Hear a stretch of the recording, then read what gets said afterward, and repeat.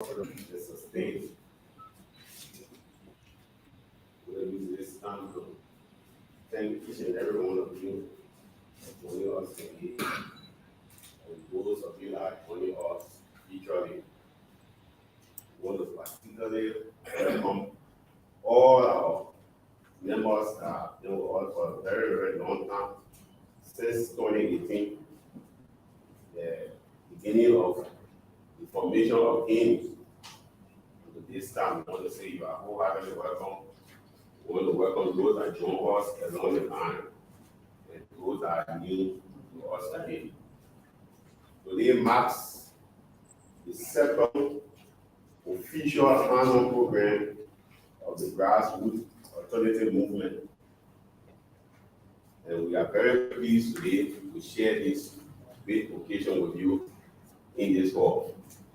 The grassroots alternative movement, as you may be aware, is a social justice, political, and organization that has been in the vanguard of building a fair, free democracy for our people through the tenets of equality and justice for all.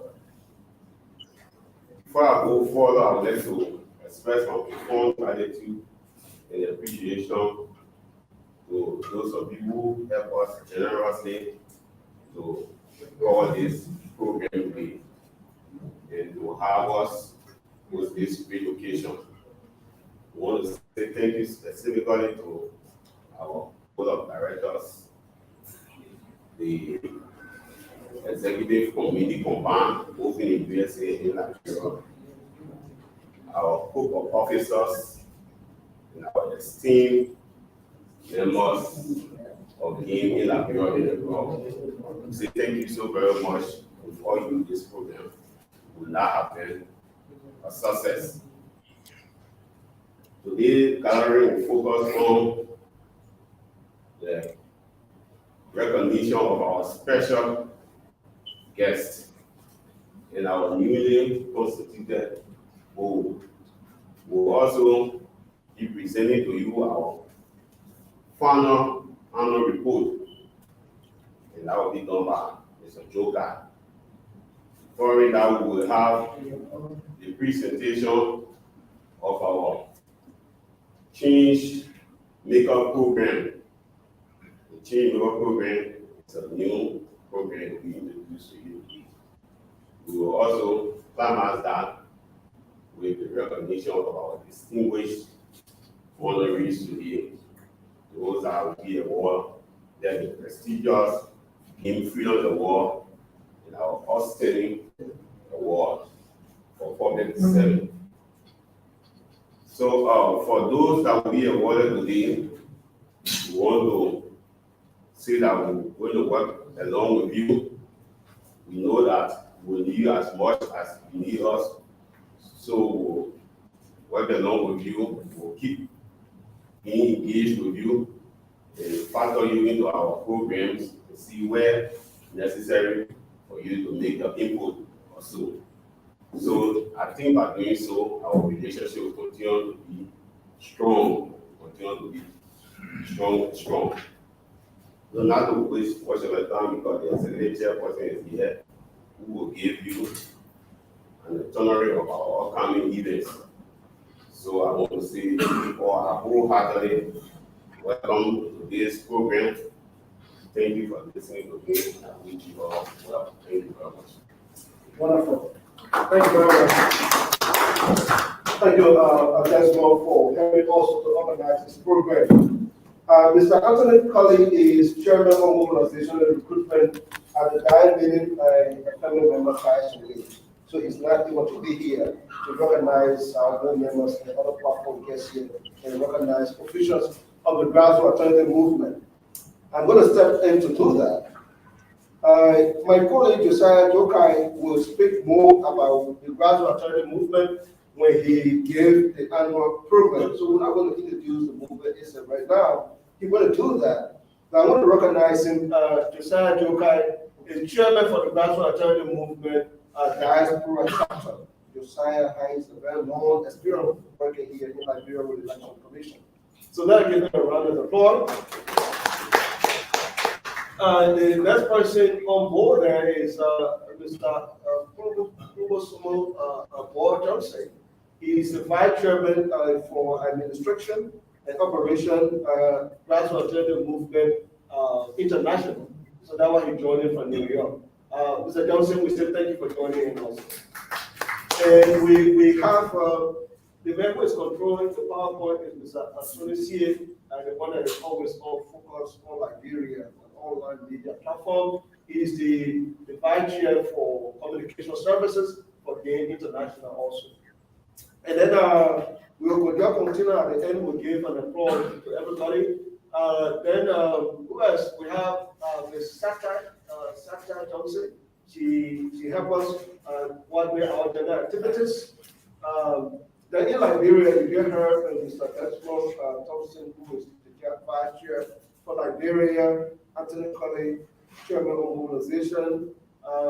Miata is not here yet, strategic planning person.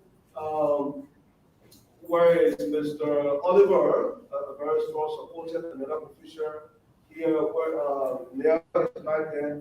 Leah is somebody who been helping us with our office. She's the one serving right now. Our financial persons, I haven't seen her yet. Faustina already coming to deal with Liberia time, but we want to make sure that we also, if we're going to change Liberia, we have to change Liberia time. I'm sorry that we started late today, but one of the things we have to change. To change Liberia time. Like at different times, the whole work at different time. Or African time, it's not good.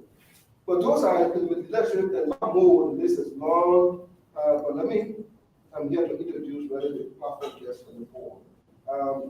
The Grassroots Alternative Movement has a governing board, a newly constituted governing board, because we really want to operate under the profile of the law. Mr. Jim Flomoya is here. He is a member of the board. And years of experience working in Liberia, the progressive. We are very blessed because we all borrow from the progressive things that were happening in the 70s, years of experience to guide us as we go along, so we don't make some crazy mistakes along the way. He's here to provide our guidance as a member of the board. Ruth Jaffa. Keep the document now. Yeah, Ruth Jaffa is a member of our governing board as well. Ruth Jaffa, she worked with the Law Reform Commission. She's a board member. Another board member who I think he might be joining online is Mr. Ali Kaba. Mr. Ali Kaba worked in the NGO sector for a very long time. He's a board member. Mr. Sam Montgomery is a former security expert on Liberia. He's based in the States right now. He's also a member. We still get one more member to add because it's supposed to be 5. We have 4. So now 4 is constituted again. So we have one more to add there. So we'll have 5 individuals on that 4. But those are all our board members, and they're there to govern our activities so that we are quite accountable to them. And they are all very reputable people. Let us give them a round of applause. And we want to recognize 2 persons. We'll speak more about them today. The best Yeshua Livingston, she one of our honorees today, receiving our highest award, corporate award. She's right here. One of the people. Mr. Stanley Toole is also receiving the Outstanding Public Service Award for the Grassroots Alternative Movement. Well, and everybody that again come to join us, and no Patrick is there, all our friends here that come for the media and Rob, our IT person, helping us. And all of you guys joining us online. The list might be too long to try to call everybody's name, but notice, please know that we recognize you, we recognize your support as we try to work hard to move our country forward. So we say thank you very much.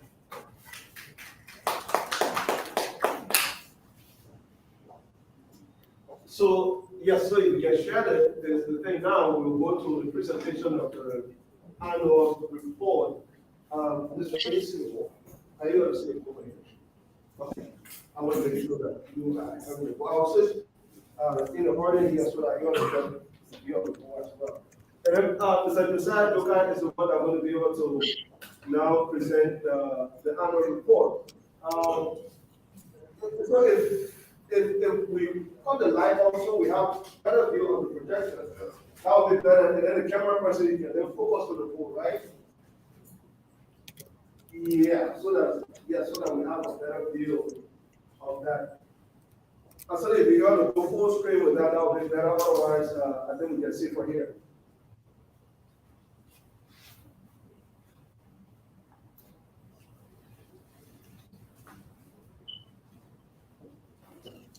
Thank you, Dr. Ure. Thanks to everybody in the hall. Can you hear me? Am I audible enough? Yes, we can hear you. Yeah, I want to say good afternoon to everybody in Liberia. It is AM here, 11:44 AM Eastern Time here in the US. I want to say good morning from my end. We are happy to have all of you on today to participate in our second annual program and honoring ceremony.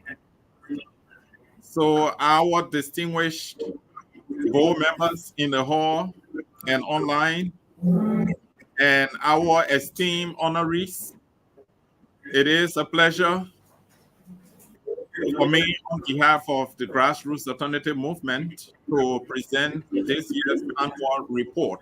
This is a tradition that we have in our organization. Is part of our tradition to showcase the measure of accountability and transparency in our organization.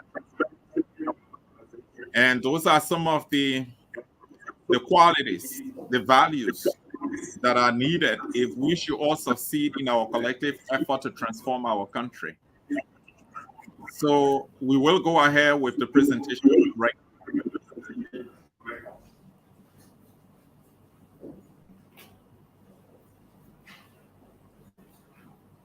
And Sony? So the presentation covers a message from us, the executive chairpersons, the background of the presentation and our focus on the organization, the executive summary, a summary of our achievements and our challenges, our activities we carry out during the period under review, the different meetings we've had, our annual financial reports, and then some appendices that we have. We will share the link with you.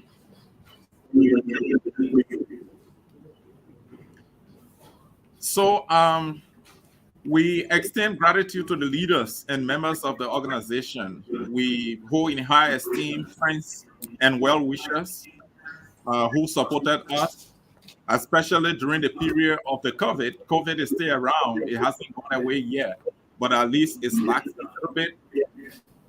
For all of your invaluable contributions, we do really appreciate that. And we have encouraged everyone, our members, well-wishers, and friends to remain steadfast. And we've done everything possible to inspire them to be able to do more. So the report, we talk about our accomplishments, the challenges of the year 2021, which is in the executive summary I will talk about later. But highlights of our areas of focus for 2022 are the establishment of an independent National Civic Education Commission through an act of the legislature. And the way we want to do that is to be able to draft a bill, and with the advice of our board, we will be able to submit that bill to the legislature for enactment. We will talk about that later in the report. We've been able to constitute an advisory board. We have two of the members there in Liberia. We have two here in the US, Mr. Montgomery Sarr, who was introduced to you, and Mr. Ali Kabar. There in Liberia, we have Mr. James Cromoyan, and we have Councillor Ruth Chapa. We also undertook Two initiatives: one, to implement an educational support program to give assistance to needed children, and to collaborate with Ishmael Masakwe Vocational Institute in Banga to offer vocational training services.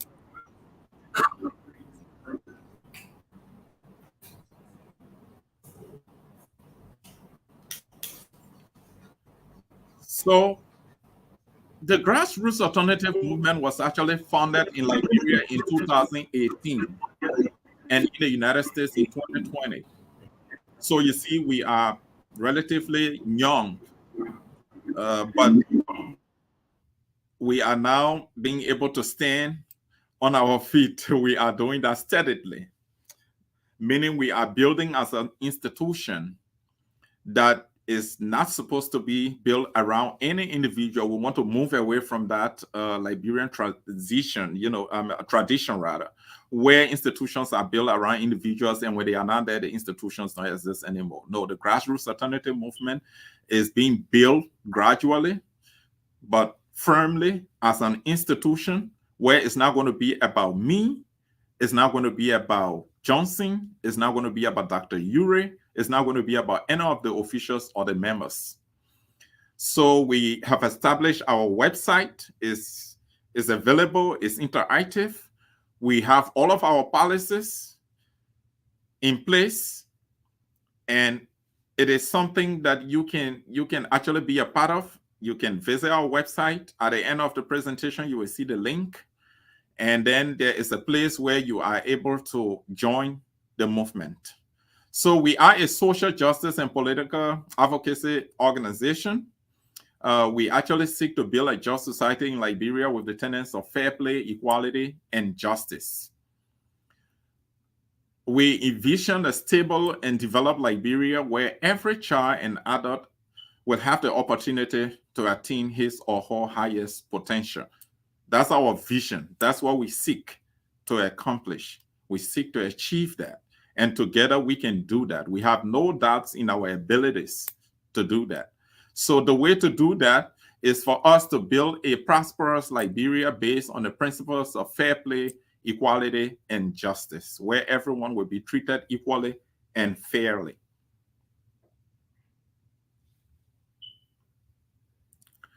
So the executive summary constitutes all that we have done or we did for the year under review, and that's 2021. So together we were able to surmount the challenges that was imposed on us by COVID, and that's every one of us. Whether or not you are a member of GAM, this applies to you because we all face the challenges imposed by the virus, COVID. So we surmounted those challenges and were able to execute the first annual awards policies. So the policy states that every year at our annual event, like this one we are having today, we will be able to recognize outstanding Liberians who are making difference in the lives of the people of Liberia, making a difference in their communities, in their society, the institutions they work for, touching people's lives like we are about to do today. We also reactivated GAM structure in Liberia. We conducted a high-level stakeholders meeting in Monrovia, attended by more than 40 stakeholders. We'll talk about that further in the report. We were able to introduce GAM in Bond County. We'll also talk about the details in the report. We received an office space, as an offer with a printer from one of our board members. We'll also talk about that. And we're able to open a bank account in Liberia in keeping with our financial policy. Everything that we do is consistent with our policies that we establish. Nobody operates outside of the legal framework of the grassroots alternative movement. We are currently drafting a Civic Education Commission bill that I mentioned earlier, and that is intended to establish an independent national commission on civic education to be able to teach Liberians all year round, not occasionally, on their rights, roles, and responsibilities to make them responsible citizens who will contribute to the development of their own country. and we have initiated 2 educational support activities. So the annual award policy and implementation, we introduced the award, like we said, last year, and we awarded the first 12 persons at our annual program and award ceremony last year. We gave out the Game Freedom Award. The Game Freedom Award is our outstanding award. It's the highest award that the institution can give to any individual. The first person who received that was Councillor Tiawan Gonglo. He received it in the hall, and one of those who received one of the outstanding service awards was James Mfromoya. He's in the hall right now, one of our board members. He received it. He shared the stage along with Councillor Gonglo last year at about the same time in the same hall where you are all seated. We had so many people that received awards. Raptel Pele, Leo Nupolu Johnson, Dennis Jar from Focus on Liberia. We have so many outstanding Liberians that were awarded at that event last year. We gave a total of 12 awards to individual outstanding personalities, both at home and abroad. So it was 1 Freedom Award and 11 Service Awards.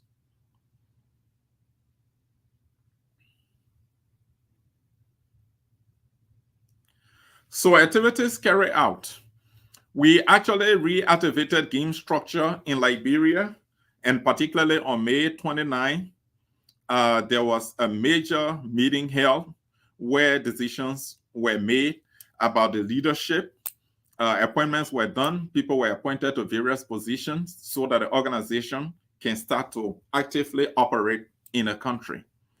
We also had a high level, as part of the reactivation process, a high level meeting, stakeholders meeting in Monrovia at the very Bele Casa Hotel in the very hall you are in, and about 47 people, including GAM members and stakeholders from other sectors of the Liberian society, attended that meeting. A comprehensive presentation was done on the aims, objectives, and activities of GAM, followed by an open and highly participatory discussion. People had the opportunity to ask questions. They had the opportunity to make statements in terms of how they want to see GAM go, because we want to set ourselves apart in terms of our values, our qualities, and what we can offer to contribute to making change in Liberia. How we can contribute to activities that are carried out by people like Stanley Toll, people like Nesua Bian Livingstone, that we are going to honor today for the sacrifices they are making in the country. So that meeting was geared towards that, how collectively we can work together to transform our country, put it on the right trajectory. Also, we have Mr. Montgomery Sai. He's one of GAM's board members. He offered us an office space to be used for 6 months, and also donated a giant size printer that we can also use in the office. And the activities carried out continue. So we were introduced in Bon County through a series of public engagement activities. Dress in GAM t-shirt, the chairman there with you, Dr. Ure, accompanied by several of the leaders of GAM and other members. They engaged about 100 citizens at the Bon Atlantic Intellectual Center. He was able to talk to them about GAM, what we stand for, our ideals, and how we intend to go about, engendering transformation in the country. He also granted interviews on Radio Banga and Super Bongis, all in Banga City, Bon County. They were able to visit places in Zota and Panta districts in the county. They also inspected the 1-ton biothermal palm oil producing factory in Zota that is owned and operated by Dr. Ure. They were able to visit schools, so many schools. We offer several items, sporting materials, recreational materials to children, just so, they can feel the essence of their childhood and have the opportunity to play like other children, So we were able to do some of those things in Bon County as part of making GAM presence felt in Bon County. And today we also have people in Bon County who are part of GAM and we are working with. So we were also able to establish a bank account. Like we said, accountability is a hallmark of our organization. at the AfriLand Bank in Monrovia. The account is active and is accessible online as well. So all of our financial transactions are done through the banking system and through our financial policy. We also initiated discussions around a bill that, when passed, will actually establish an independent national civic education commission. I talked a little bit about that earlier. And the idea is that many Liberians are not aware of their rights and responsibilities as citizens. For example, they see government as a group of people doing favor for them. So they don't care how government is instituted, who goes to what position, whether or not such person merits it. They don't care. They don't investigate further, for the most part, to establish whether or not the problem they are faced with or the country is faced with stems from the kind of leadership decisions that they make. So it is about time that we institute a policy so that citizens can be educated all year round, not occasionally, not temporarily, by organizations that undertake initiative, but through an established national mechanism, such as the one GAM is contemplating to institute with your support.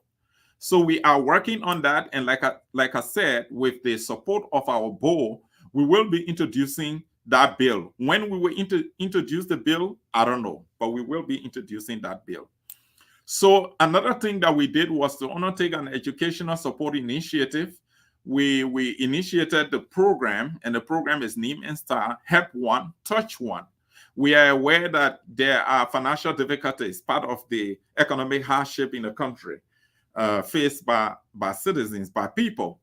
So what we decide to do is to identify needed children in communities and be able to help the parents to pay at least 75% of the tuition of those children in need, and the parents can be left with just 25%, so that those children cannot be left behind. They too can have the opportunity to go to school, to be educated, to become the men and women that they are destined to be. But for them to be, we have to contribute. We have to play our part. So what we have done, we have developed the criteria and the recruitment guidelines. We've been able to do the assessment and identify qualified parents and the corresponding children. When we say qualified parents we feel are in a difficult economic situation, and as a result cannot support their children's education, and the very children who are in need. We've been able to do that. So we are now working on how we can mobilize the resources to be able to provide that support. As I told you, you just remember that GAM was established in 2018. Here is 2022 today, and gradually we are building ourselves as an institution. So the finances will come. We're working on that. So the Educational Support Initiative number 2, we initiated a discussion with Joseph Ishmael Masakwe, who owns a vocational institute in Banga, Bon County. He was engaged by the executive chairman, Dr. Ure, during the tour and the establishment of GAM in Bon, and we were very attracted by that because he's doing an amazing job. He's offering these services free to the people. He has people who are volunteering, professionals who are volunteering, providing the services, and the students go there and pay a minimum registration fee. So GAM is planning to partner with him, Joseph Emmanuel Masakwe, who is also a member of GAM, to make sure that GAM can work along with Mr. Masakwe. Whatever meager resources we can provide to support him, then we can increase the intake, the number of people benefiting from the program. So basically, that's what the second Educational Support Initiative is about. And we intend to roll that out, this year as well. Okay, so GAM, usually we keep this slide in our annual report so that you know exactly how we are structured. So we have Liberia and Africa region, which is headed by Dr. Ure, Emmanuel K. Ure Yapaulo. He is there with you in the hall. He is the executive chairman for Liberia and Africa region. And the USA, I have oversight for the diaspora, which includes the United States, Canada, Asia, Europe, and Australia. And as part of our mobilization process, we are recruiting people in those different areas. And one of the person who has done a lot, interestingly, he's in Liberia, is Anthony Colley, whom Dr. Ure talked about. He has reached out to Liberians across those continents, and we have logged them, in our database as well, and we keep engaged with them. So now we have our financial reports, and this constitute our income, our expenditure, and the excesses we've had. So on the screen, you will see what we receive for the year under review. That's our income, $5,806. It's not huge. We are still young. We don't have the $1 million budget or the hundreds of thousands budget, but we will get there. We are very confident that we will get there. And the reason why you see that is based on what you will see as the source of our income. So our expenditure for the year under review amounted to $5,511. So we have a balance of $295 at this point. So you can see the different charts to tell you exactly. So this is the statement, the breakdown of the statement. This is our monthly contribution result, which is members' contribution. So for 2020, you see the difference, the gap. 2020, we had a total of $2,430 as our income. 2021, you can see the leap, almost about 3,000 plus or 2,000 plus. Those of you who know the math very well. We have $5,806, meaning that we are growing steadily. We're making progress. So you see the leadership contribution. We in leadership, we contributed $680 towards the income of 2020. And then in 2021, we have contributed $5,301. So that's the contribution from the leadership. And the total expenditure, you see there at the bottom, those are the different totals that you see up as the income with a slight difference that was mentioned earlier. So you have leadership contribution and you have members contribution. You can see the chart. The orange area is members contributions, our members, and those contributions come from their monthly contributions. And then the entire blue area is the leadership contribution. That's the extent of the contribution that come from us, those of us in leadership to support the organization. We have started identifying institutions for support to GAM, but we want to do it in a legitimate way so that whatever dollar and cents we receive, we are definitely able to account for it. So basically, that's the report. You have the attachments, you have the link, GAM brochure, that's the link to our website. So in short, you can go straight to our website and be able to access our brochure. And you can go to the photo gallery and be able to see all of the photos, to that. So thank you very much. That's the end of the annual report 2021. Dr. Ure, back to you.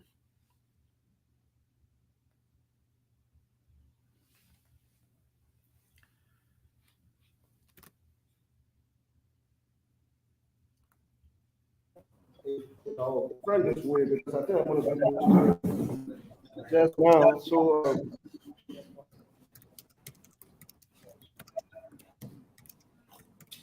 wonderful, thank you. I'm not able to put this computer around without messing it up. So okay, I don't have the PowerPoint either. So is that guy having the PowerPoint? So if you can get the PowerPoint continuously going, then we'll go to this idea called the change maker, because so that's presentation of the change maker project. That's me. That's why I stood up. Are you there? Are you trying to figure it out? Okay, so Dr. Uri, Yes. the change maker. I was starting. I will show it. I will share my screen. Yeah. Please. Yeah, I'm And gonna then share. again, I'm gonna share it okay, right now so please. you can present. All right. Mhm. Please go ahead and do that. In the meantime, while you're doing that,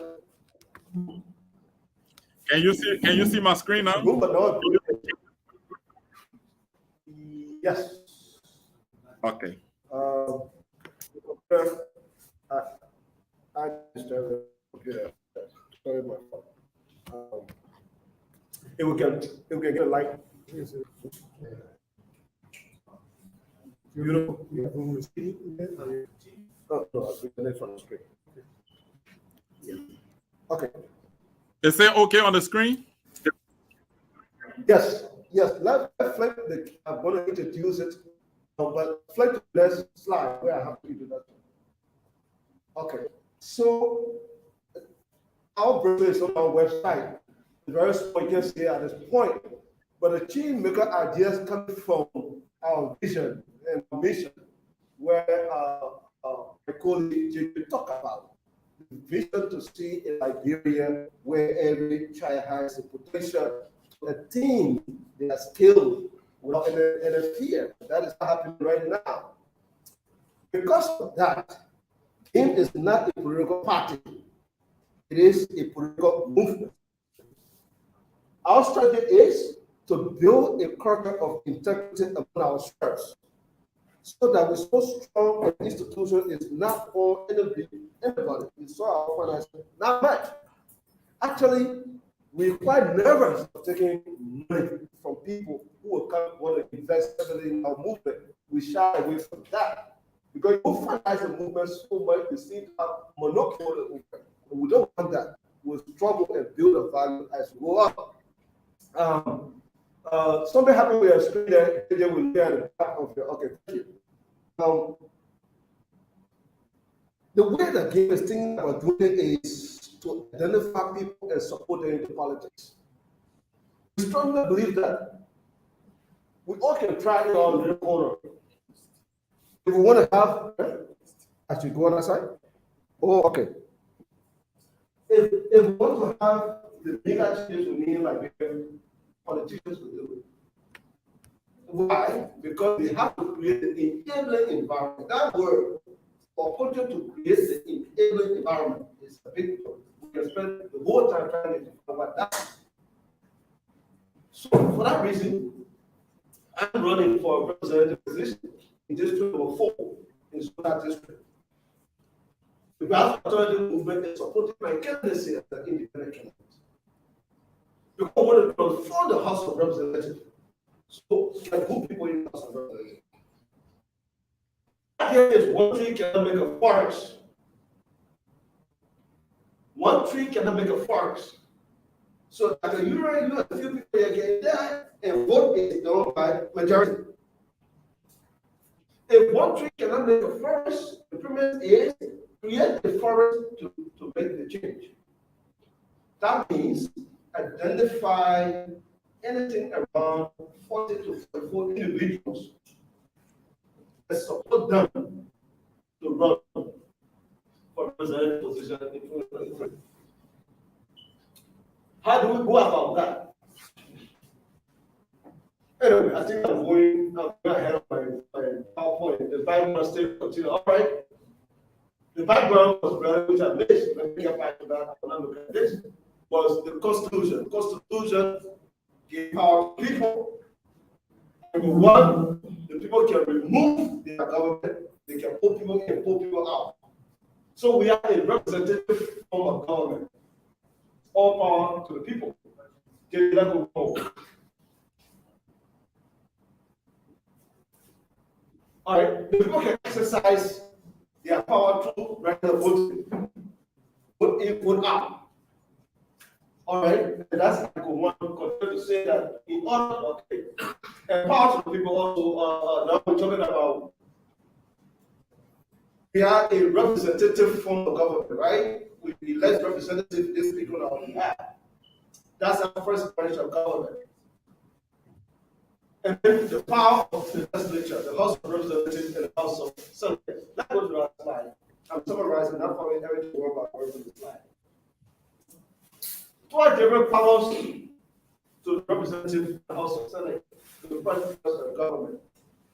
They are going through build new political subdivision, provide for the security of the republic, declare war and ask the president to negotiate peace, levy taxes, to establish lower court, to review and approve agreement, to regulate trade, to enact laws of citizenship and residence, to enact election laws, to establish categories of criminal offenses, to enact law for pension benefit, to make additional laws. So the House of Representatives and the House of Senate. Powerful. No person will thrive without you having the first branch to be really strong as an institution. We all are focusing on the presidency, but we're missing the mark. We're missing the mark with so much focus on the presidency. Getting a group of people together and get them strong with certain value and know what goes on. Because that's the power they have. All right, so we move now. The problem in the form of a proposal, given the powers of the lawmakers as all line that we can talk about, it is no argument that if as a current lawmakers were living to the oath of office to implement the functions, Liberia would have been completely different. Unfortunately, the contrary is what we have experienced. Lawmakers have become lawbreakers. Do you want me to define it? Just look around and see how someone did in the North passed. They didn't pass a law, and they tried to pass a law where it is increasing the cost of registration for representatives from what, 500 to 5,000, something like that. How do you do that? That's very bad. We'll be talking about that. But they have become more brilliant than church. The majority are examples at the back of others. All right? Many of them don't do their job. Certainly, they don't do the session. And many things they're doing. I don't have to mention all of that. That was the next problem. So that's the problem. Our house has a secret problem. Here we move to the next one. That's the one that I started talking about. The solution to that problem is the idea that one tree cannot make a forest, so create a forest so that we effectuate the needed changes. All right? So the solution is we call revolution without gun and bullets. So what we introduce here today and what we plan to do is the full revolution.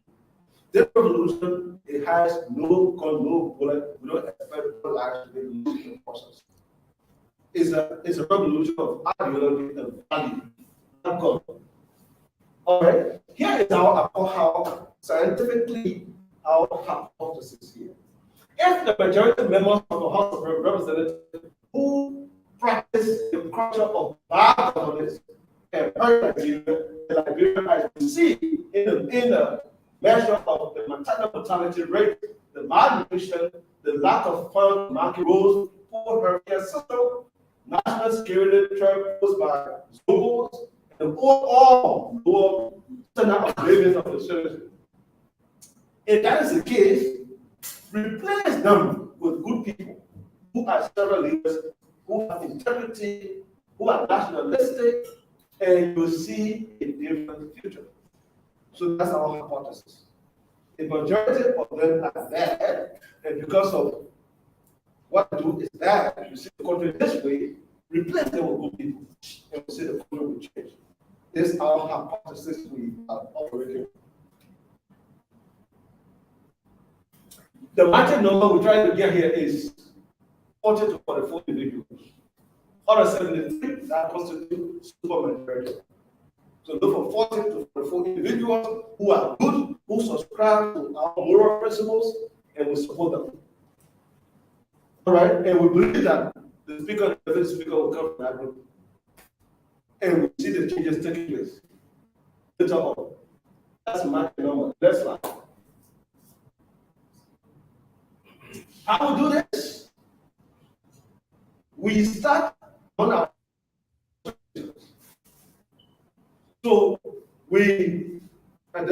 person and speak the idea to them. We trust you based upon who you are and how you behave your history. We ask you for recommendation. So we build up that way so that all part of the country is represented, travel-wise, geographic-wise, religious-wise, we are all represented. So we try to look for that 40 to 44 individuals. We move ahead. And if some of the 40, they are in the house right now. They are determined to rerun the game. They are good, but they are not small. We're not having to say all of us is them. We're not saying all the time, how is it to move everything? Look for people. So if you are in there, I'll talk about the metrics we developed so far. Our metrics, they capture you and you are good. We try to retain you because you are a good person. Then we look for order from outside. All right? When we do that, what is our promise we're making here? Just some of the thing in the concept, this concept. We call for audits of the House of Representatives. Okay, these are promises now we're making to Nigerian people, right? Our promise is formed, we're meeting constantly, we develop the audit the House of Representatives. I don't know why they refused to be audited. They didn't want to be implementing audit laws, right? We will declare our assets before taking office. And periodically, we'll call for our assets to be audited as well. Okay? We are making promises to group down the 40 the umbrella of GAM. We will declare the salaries and incentives for lawmakers, making sure we're not taking too much money. So it's transparent. We will change the vehicle import. They have something of law in their way.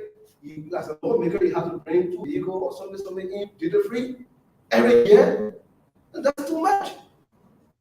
Maybe one time through the whole 6-year period.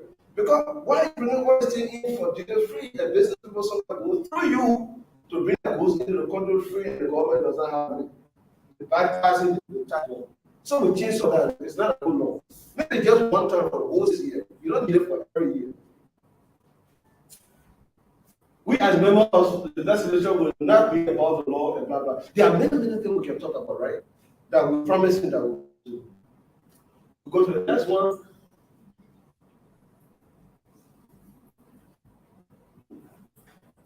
We also lay on consequences. So get few of the consequences that will be developing further and get them stronger. If we don't live like this, or a member in our group doesn't follow this, anything with forceful resignation for your office or forceful removal, especially we have the majority, restitution of campaign money, the change makers financial campaign somehow, you can't verify. Depending on what you've done wrong, prosecution in court, public shaming, and many other things. So this is a document we're going to define, we're going to put it together, and we all sign it and make the document public. How are we going to get the fund to do this? We believe that this methodology is very cost effective because the message is stronger, and the value behind the message is also very stronger. The attraction of the voters will be based on the strength, that is our message, our value.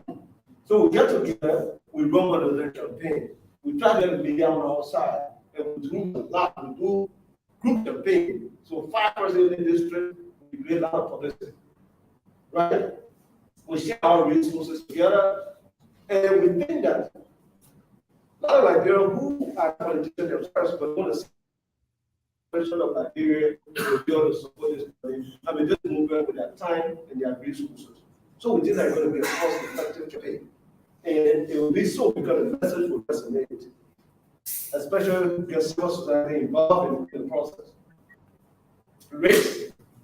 We will also analyze the risk associated with this. The major risk we see is for individuals to infiltrate our group with different motives. like we are seeing in other political structures where breakaway people are in key position fighting one another for selfish reasons. We see that as a major race. And we have to calculate the race and be able to take steps to be able to mitigate those risks. But those are also one I don't want to highlight is a lot of them. We can say everything here, just a highlight of it. We go one more. That's what I'm talking about. The binding agreement is we lay all these principles into a document. Individuals who want to be members, who we have access and qualify you to be members, you sign up to this document. We make the document public. We send a copy of the document to our partners. People will say, oh, why you can't the US embassy or the US to Nigerian affairs? Of course, they are in our affairs. We give support to us, or having problems, we call them. So we give copies to them. In fact, so much revolutionary to say that we promise our people will do this. Please help us. That means if we don't even allow us, we stand up and we don't do this thing, we talk it. No running away. The other team want to go to America, no. The US embassy. If all the law would permit them to do that, none of us should be allowed to travel into their countries because we feel they go from school. We stay here and solve the problem. That's how true revolutionary they are in their nation.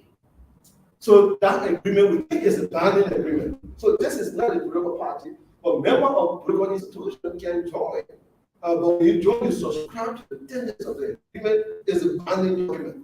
What a political party no, not no, but this is not a political party, and we don't intend to turn it a political party. All right. So for us to cement that, we run this with our board of course. They are here, experienced people, but we're also senior lawyers to make sure the agreement is in conformity with the Constitution. Because smart people, when they see little hole, they will pretend.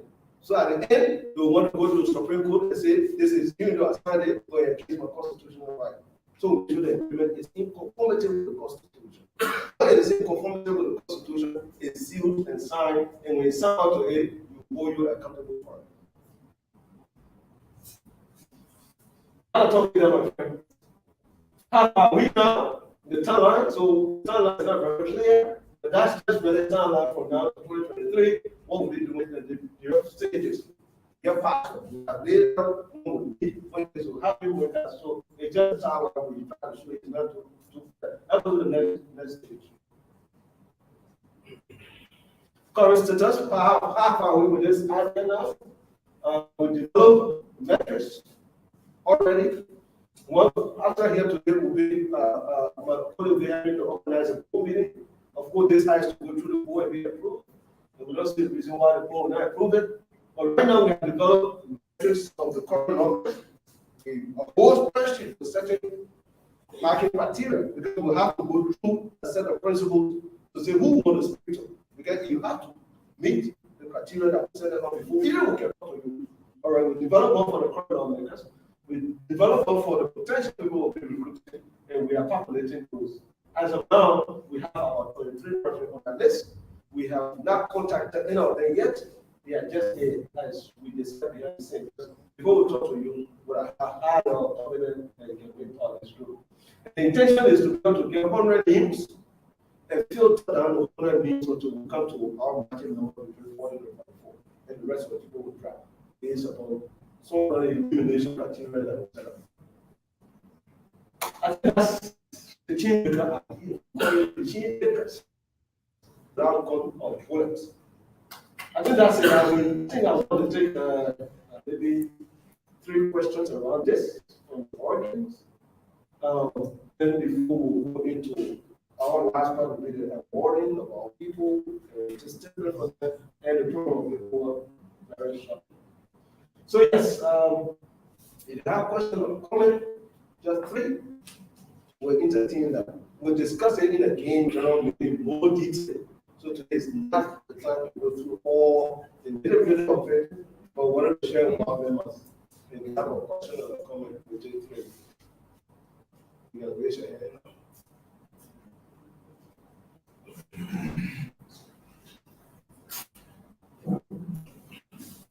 Yes. Yeah, well, is, the idea is great. If we do that, lawmaker ought to be powerful. If we exercise the responsibility of under the law. But that's often not the case. So we would from time ago, the executive are always influence the legislature. So my advice would be that you put too much time on the legislature at the executive is very, very key. If we have a president today, like that, who doing very well for this country, the law can fall in place. He can set an example. Whenever there's something going on the table, the lawmaker, the government executive. It's not the other way around. So then you have to control the legislature, even the judiciary, by extension. So, if only we, because in Liberia, people follow the leader. If you have a president that is setting a very good example in the rest of the world, you can easily fall in place in terms of giving salary, how much people supposed to be paid, set an example yourself. It will feel down so easily, and people will embrace you. But I'm not saying I would do for the normal person to the way the legislature, you get it wrong. But you have to sight of the executive. Yes, I think that's very, very key. Okay, wonderful. Thank you, sir. Yeah, I tend to look at it from a different level. I think the grassroots alternative movement should do more public awareness and education to the voters. Because in this country, we see voting electionary process as a welfare. Because, I will definitely be corrupt if I came to you and asked me to do, and asked you for your vote, and you told me no. Building schools, building roads, feed my children. Obviously, I will take loans. I will go the extra mile to get those things that you want from me at the time. And once they are delivered to you and you give me what I want, take care of it. It's a dumb deal because you have sold yourself to me for little or nothing. So I think what we should do, and all of us should get in the vanguard to educate our people. Say, hey, look, John Brown is coming to you to ask you for your vote. That vote is your future. That vote is going to send your child to the hospital, going to send your child to school. If you take that vote and give it for a diaper rights, obviously you have sold your future for 6 years. So I think we should concentrate on the elections. Okay. Thank you, brother. Thank you. We have 1 minute. We have ladies who want to be very generous.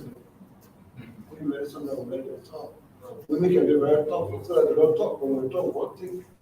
Then there is some sense. So do we have another before I take another minute? All right, if not, then let me take my colleague there. Yeah, Oliver? Yes, so, and I want to appreciate my brother. I think I'm okay. So, the idea is one of the most brilliant thoughts I've stumbled upon in recent memory. The idea of the change.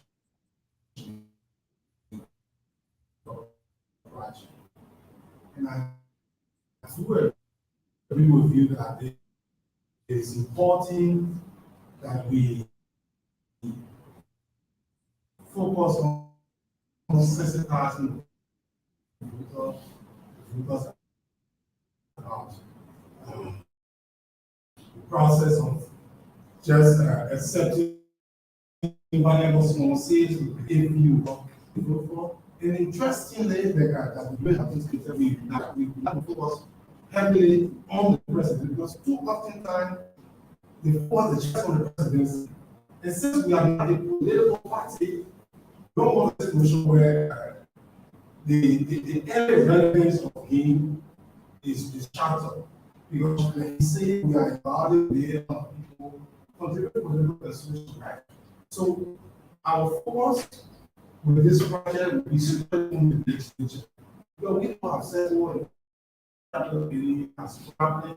And so when we present the project to people that we know, and it's not about the presidency, but we need to clean the house. It is easily bought, and people will sway to it more because people will take the presidency. It is true that we educate the voters about being careful about the vote for, which also be wrong. I think this network is something that will actually be helpful. Wonderful. Okay, thank you. All the recommendations, all the comments are in place and they are well taken. Only thing we have to continue to focus on. Yes, the presidency, our former cautioners, if we get a good president, things can fall into the very so we won't forget about that as well. Part of it is in focus on that. Voter education, when my parents already, we are creating the institution that will be called a civic education commission, an institution independent of the national assembly, responsible for space education throughout the country, working in close collaboration with the Minister of Education. I said, really to be honest, that commission is in Ghana. A lot of us democracies that are trying today can't move without that commission. So that's the education, but do our own process and we can get those places. We need some quick fix. And we think that in 2023, if we are lucky, we can have some quick fix inside the house by having people there who will commit themselves to an instrument and they affect their signature to it. If they try to bypass it, they will bear consequences. So it's not anything in secret. So that also is a strategy. Get strategic thinking as to how to move something quicker, how to move something slower, as the name around it. But they are all in place. So I mean, we will leave it there. We still trying to deal with this idea. The process is on. He says so much want to see it. Okay, but our program is going on, so I can't really leave it. We're now in our award program. This is the award, the winner award.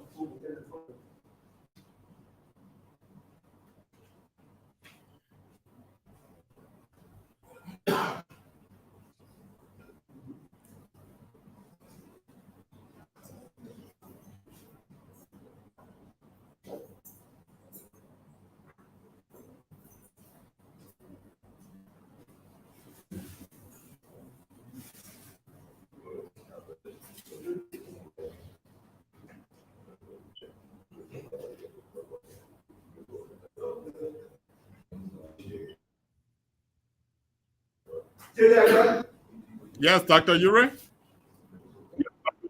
Yes, okay. So I think it's a war, right? Yes, so thank you very much. I will now show the slides so we can facilitate the presentation of the awards. Okay, so yeah, let them us we almost through. So let us get to the film award. With program. We get to the award proposal of our program. That's the next item on the agenda. I'm going to introduce here why my friend trying to do some protection. The grassroots authority movement believes that there are several ways to fight corruption and encourage patriotism and good citizenship. One way is to recognize and promote those who have served dutifully with the highest level of integrity, thereby promoting the good image of Liberia and promoting national development. By identifying good Liberians and publicly recognizing their efforts, we hope to inspire the current and future generations. In this light, GAM has created the following awards, annual awards. The Grassroots Alternative Movement Annual Freedom Award.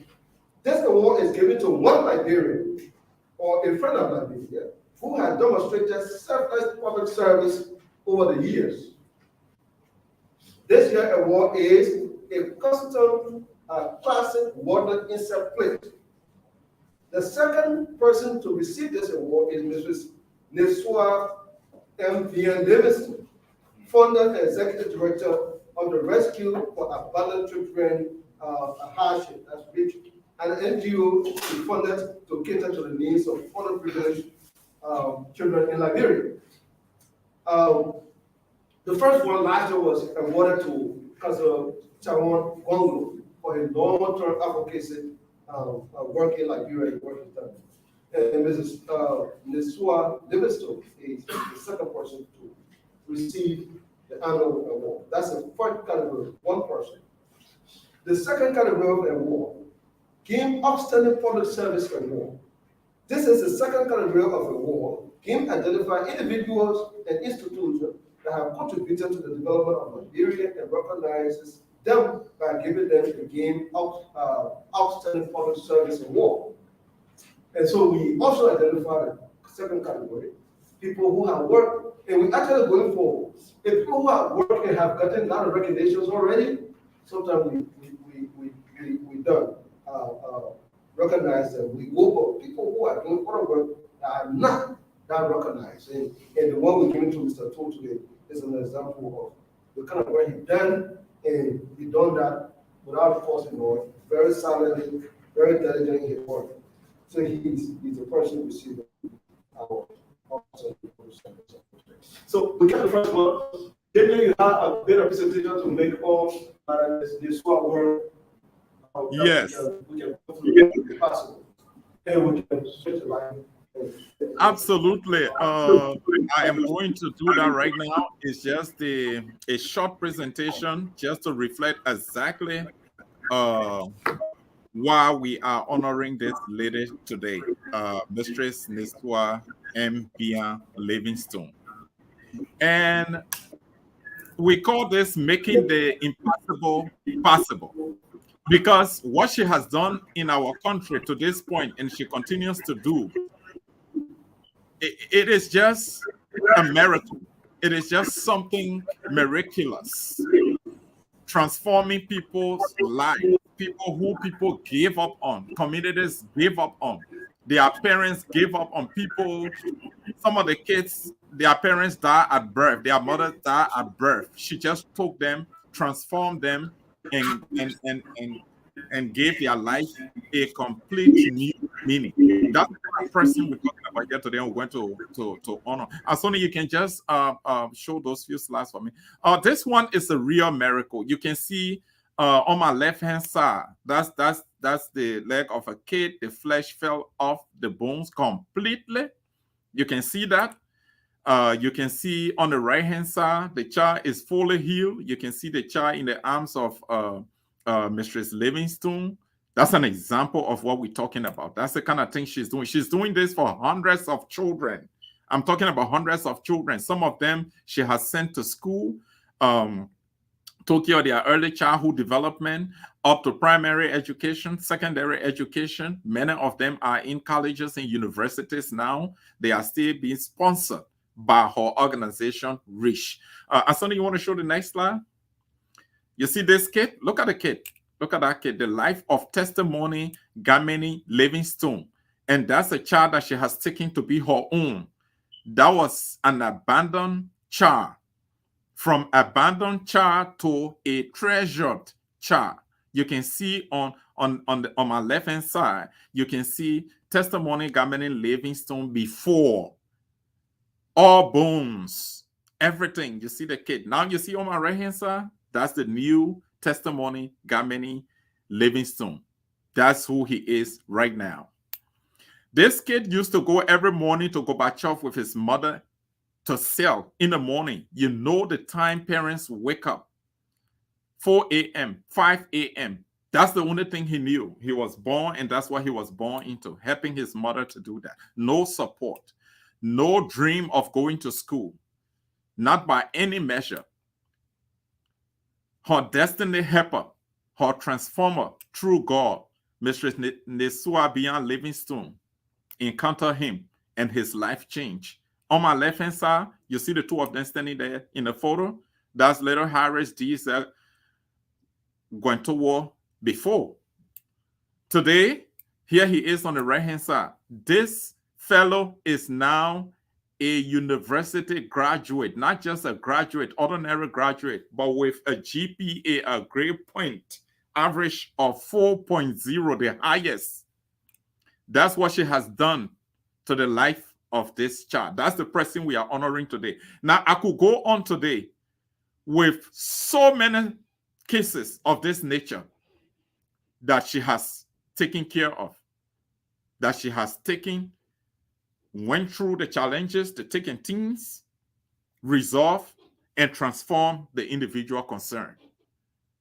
There could be no other person to receive our highest award this year for the year 2021-2022 other than Mistress Nesua M. Bia Livingstone. So I go back to you, Dr. Yuri.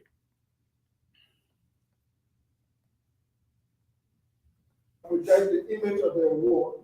One thing Yes. is that the award, like I described it, is a one plate of wood adorned in the US and really beautiful and long lasting. Can you see It it? doesn't fill. The guard is open the water, open the water for to see. So that's how the award is. It's really beautiful. You can have it in your house and the rest of it. What happened is that I almost will miss a flight because I'm coming from the program. We had expedited it for me to get it before I board the flight. And they said I'm going to come 10:30. The flight was around 11. I was telling them no way. I tried. I went there. They came back 4 o'clock when I was already in DC. So I didn't get the actual plate to bring with me. So we're going to bring that down and present the actual stuff to you. Later on, like what we have here is just a picture of the and we present it to you. This is ordered as a symbol, so your real life will come. So please come forward.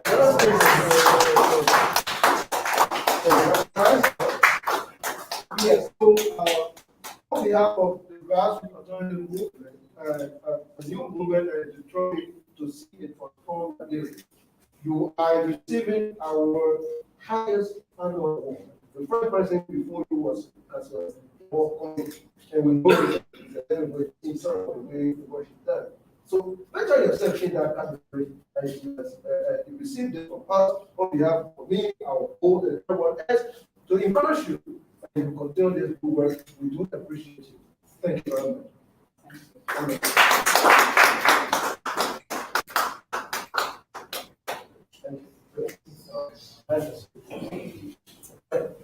So we okay, that's the first category. We take the second category and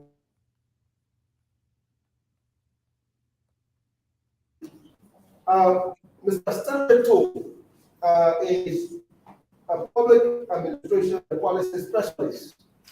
He graduated from Texas A&M in the US long time ago. Those of all who from the US, they will move back to work.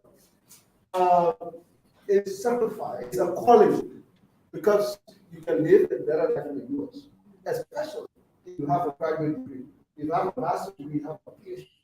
The opportunities are really unlimited for you to work and earn more money and live comfortable life. If you decide to come back and work like daily, and you have a good heart to do that, you know what those like come and join the vote again and start corrupting your own people. There's a lot of work with them. So recognize that's a tool. The tool moved to Liberia. He started to work with the land commission. He was a land policy program person there, long time, 2010. He worked there to develop the interim guidelines for the sale of the land, research that we did, everything we done. Like no can talk, not people like right? Mr. Tool will not talk too much. But after the workshop, everything, the person who will sit and try to streamline this thing so that we put it before somebody in this sense, Mr. Tool. In the night, in the day, work with the commission. Today he worked with the land authority as executive director. We have a land right now that give land rights to every Liberian. That law would not have been possible without Mr. Paul having sleepless night and trying to put the pieces together for people to read it. So when you see that he been suggested, I know, but I did not recommend the need for somebody completely different. Or not me. You didn't go and make that means recommended you. Let me get it very honest about it. Somebody else or try to figure out, so I said, listen, I said, no, Mr. Tool, right? So the same way, me and what we're going to do. Well, we want to say thank you for giving your comfort in the States and every year. When in a very difficult environment. And ever since too, all the opportunities that have come, at least we have not heard anything one of them. So we are very grateful. And say, what the house of God was there, say thank you. The Outstanding Public Service Award.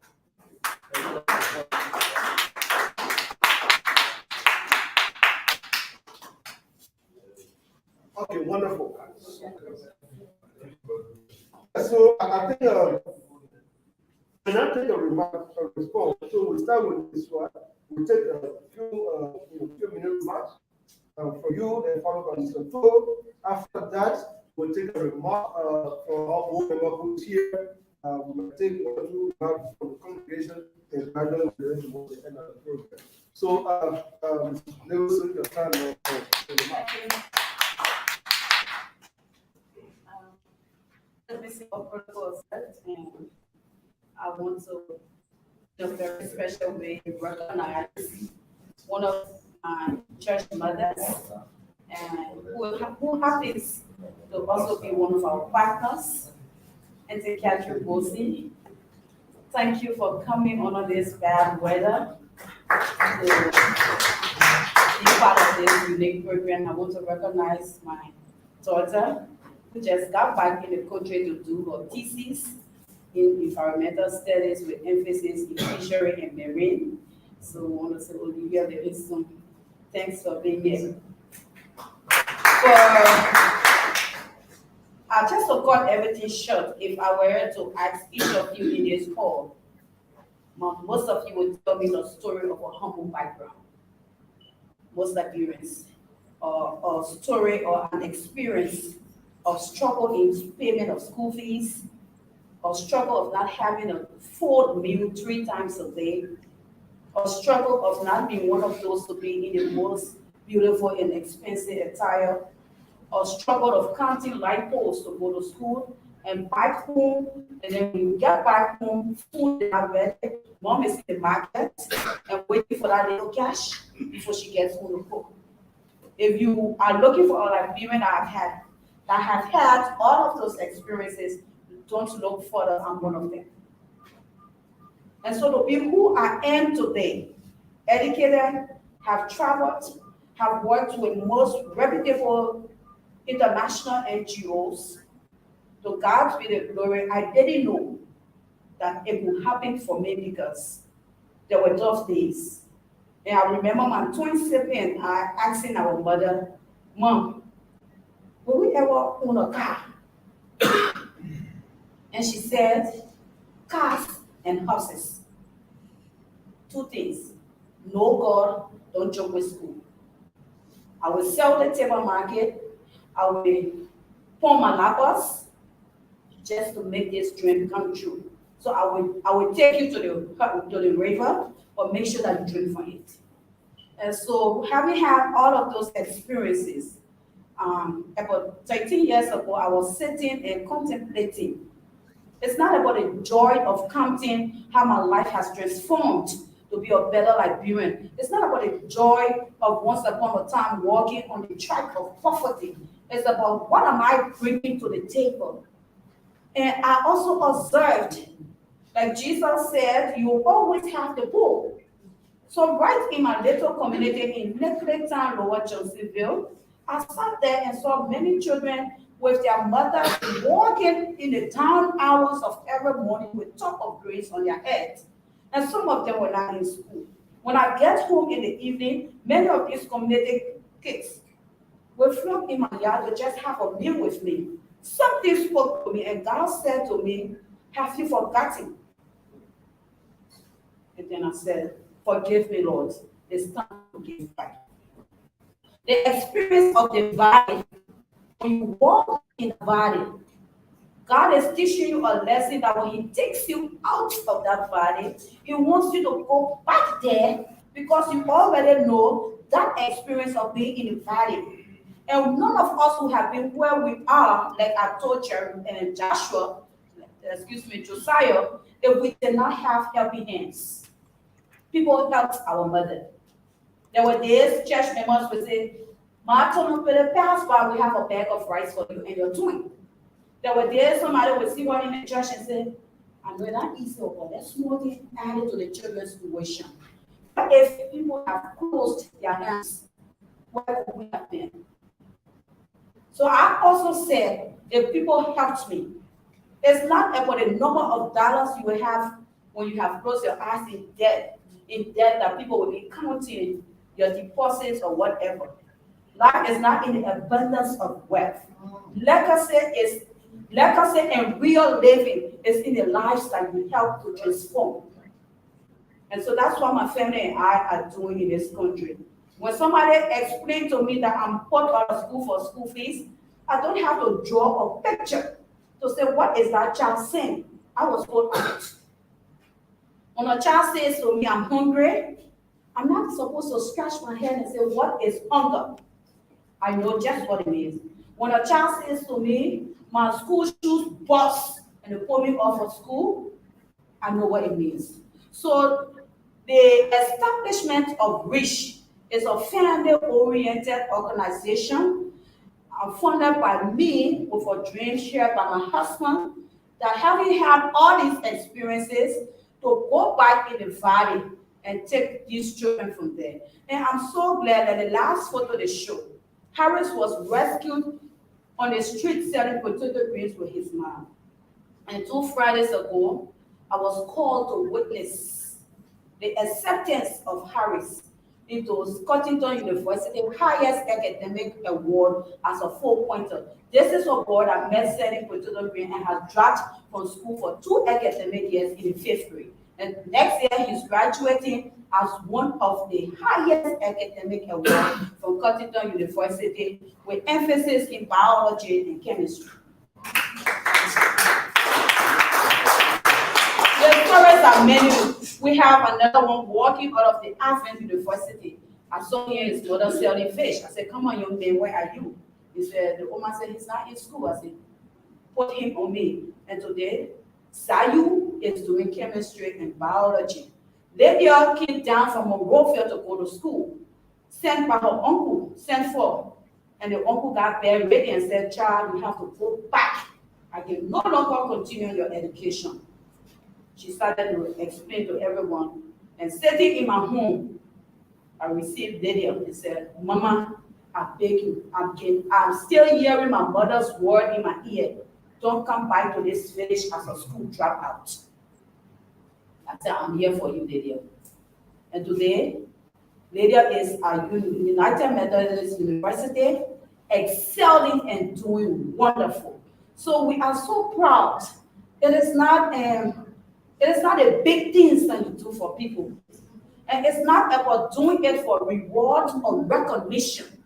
It is just about smiling within the depth of your soul that you have rescued.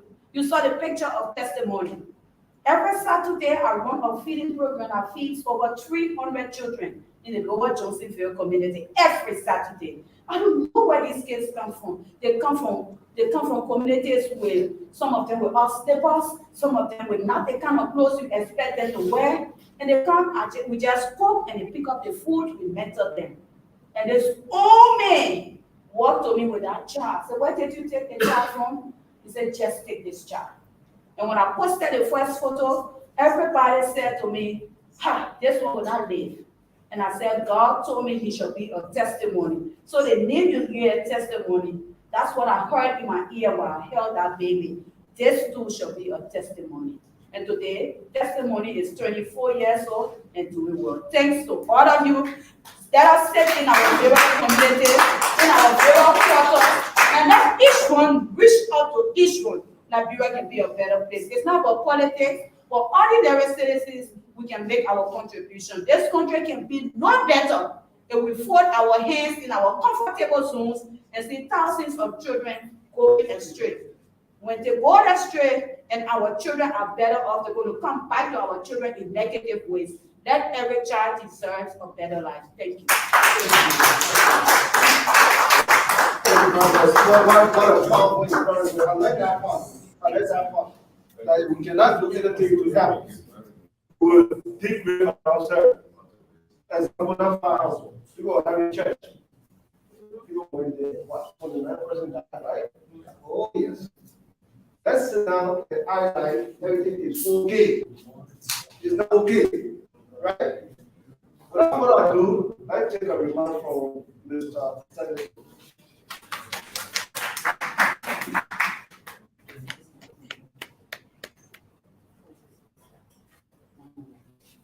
Mr. Brewer, all right. My little brother. Yes. Thank you, everyone, for taking time off your busy schedule to be at this program.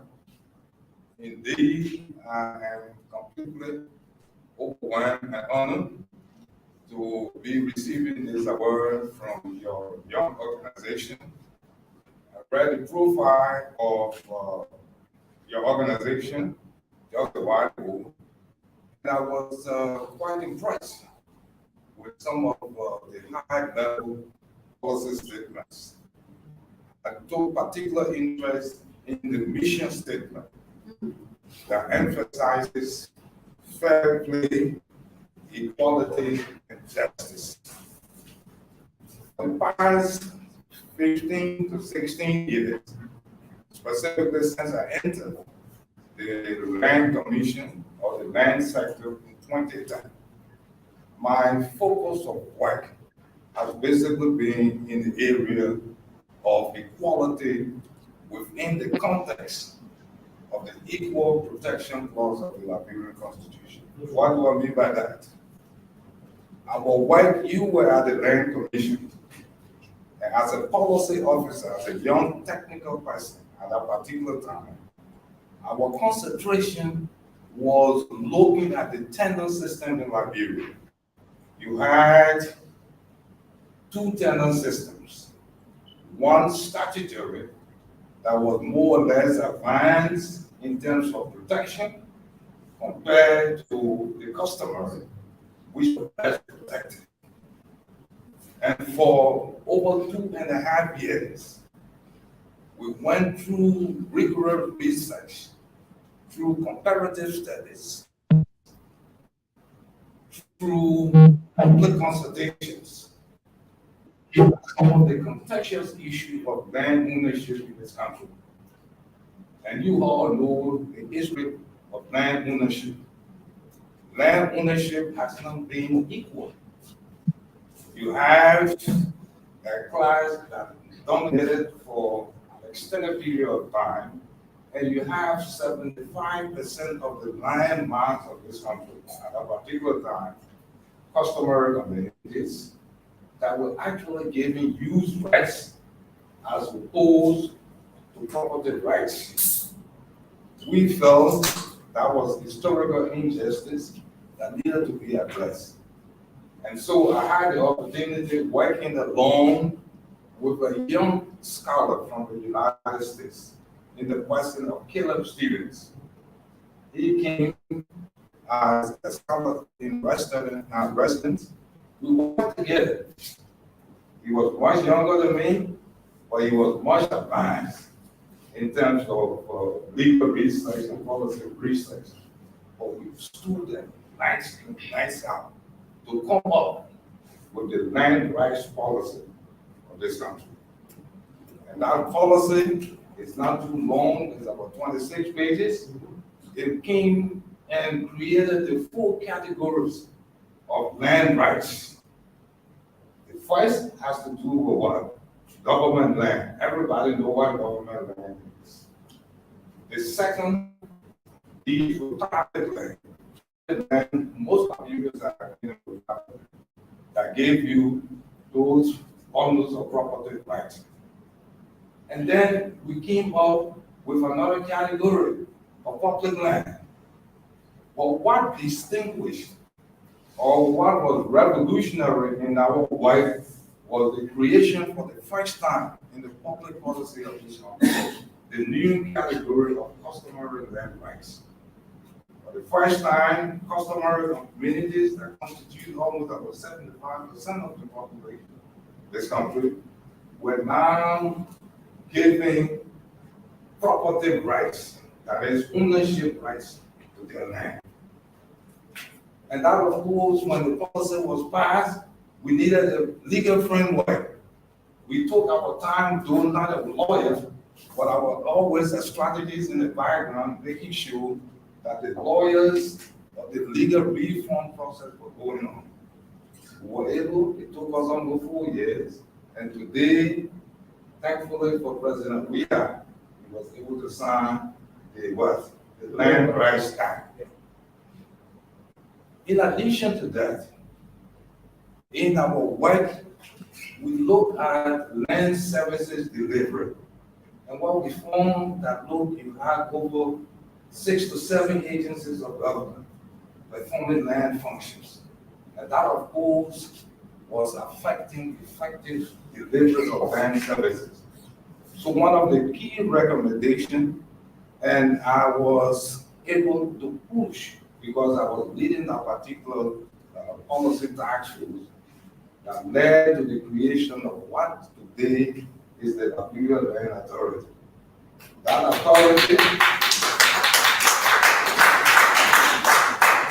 authority brought together all these land functions. So as you see today, it's right here, working with the late Sawyer through the governance commission at the technical level, working with relevant agencies of government, we were able to create this new institutional framework for long. I've been trying as much as possible. I'm approaching retirement now, and we have been calling on our younger people to get involved in this work that we do. Unfortunately, and I will continue to say unfortunately, we have not been able in our work to attract those people that are interested in this type of work. Everybody wants to be on the field of big money. This type of work we do in terms of sitting and doing critical thinking, conceptualizing, they are not interested. But again, I think most likely is the new situation that we have in this country. But in short, as we go ahead, that I appreciate this moment. Really, in this country, people of mind level, at the technical, professional level, given such honor. It's a coincidence. About 2 months ago, I received an award from the World Bank in Washington. Surprisingly to me, appreciating me for helping them to develop the land methodology. We were doing all of these, but I didn't even know, even when I saw your invitation or the information that I've been selected, I told you did the selection until you did the explanation today. The same way with the World Bank. We have traveled extensively, East Africa, Europe, etc., trying to land the land tenure system. And it is my hope right now, what we're doing at the Land Authority, although I'm not a public relations officer, but through our efforts, we have brought in a number of projects from Sweden, the World Bank projects, and these projects are basically helping the Liberia Land Authority to establish an institutional or to establish a land administration system, and then to even help with our capacity building in terms of building the capacity of young staff that will take over, and also introducing technically advanced processes and systems that will enhance. Before I leave, I would like to take this opportunity, first of all, for this particular work. I'd accept this role on the sintered membrane from my parents. They are gone from Branson, Grand County, for helping me in terms of the support, especially when I was in the United States. I did my high school, I did my BSc, I did my MSc. I was attempting to attend that degree before I decided to come to Liberia. They actually shaped my life in terms of the commitment to scholarship. And one thing they always put in from, most likely, I developed a type of research thing because both of my parents were all teachers. You know our family. It's also writing. There's only one in our family that is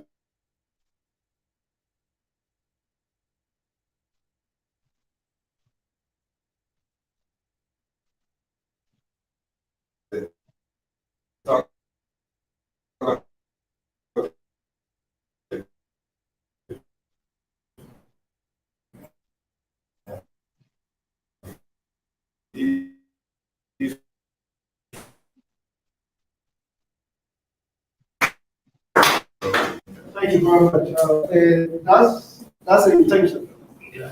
We are alternative. Normally, I have received that award, yes, but normally young people are awarded because of expectation. We call you today, we certificate you, then the next day, no. Our award is fully an award. No one, anything in return. We are recognizing people who have contributed. We want them. They all were very surprising, and even though we were awarded last year, very surprising. We don't want anything in return. We want to promote their work. That's the intention. So, let's take a remark from our board member here, former chairman of the National Election Commission. and that can be one thing. Yes, Because I wouldn't sleep if I didn't say that. please. It has to do with one of your programs dealing with civil education. Yes. This is something I think going forward, I would like to collaborate with you. Okay. Especially on the issue of land rights education. It's very important. We have this big law, the Land Rights Act. But citizens actually need to know their roles and responsibilities. Government institutions need to know their roles and responsibilities. And that comes through the program or the institution that you're trying to establish. I will provide my technical expertise to your guys. Thank you very much. We do appreciate it. We'll be back with you to help us streamline those. So yes, so James Fomoya is former chairman of the election commissions. He served diligently, a progressive. Somebody who can pull all on the path. Progressive, they have a lot of good ideas, but sometimes we tend to criticize them as well. But we're not here for that today. So Fomoya, take a Okay, off record, I want to thank GAM for this unique program and also for the selection that you made. I think there was no mistake. I didn't know Mr. Livingston was in his business, they rich and touching so many lives. I think that the essence of life as you narrated our own background, the background that most of us here have in common, you know. But it is difficult for most of us to look at, you know, our brothers and sisters that don't have the means. Very few people have the mind to do that. Education is important. I mean, no joke about it. It is the pity that the standard that we benefited from in school has gone down. But we can't lose hope, there's always hope that we can make it better than what it is now. So by what our organizations have been doing, the dream of people who, as we have seen, they've been manifested, people who have given hope on them, given hope on them, at least touch them, it means a whole lot in their life. And if you have many people doing that, not to talk about government itself, which has the primary responsibility of providing the means of going to school, that would be better. So I want to say thank you very much. I think, as I said, you deserve it. It was not, and that shows that GAM is not looking for big name, as the case may be. They are looking at people who have made contributions that have been impactful in the life of Nigerians. And people can measure what they have done. I think that is important. Because in most instances, so-called big shot, people look up to the try to,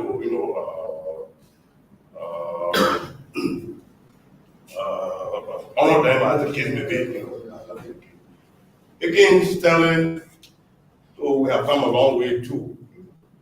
University, I know the brothers, one of them, argue to, we are body, we've come a long way. Crystal was a Korean minister, they were ahead of us. But it's a family that I know, and I know its worth, I tell you so, the land commission, we know land is a potential issue in this country. The way it has been handled, it has left a lot to be desired. But what they have done over the years, to bring us where we are in the era of land issue is just commendable. We have to thank them because their work has at least paved the way for a lot of improvement in the ownership of land. So again, with that, thank you. We don't have someone better than that. Sometimes they say, good player don't fight for Jesse.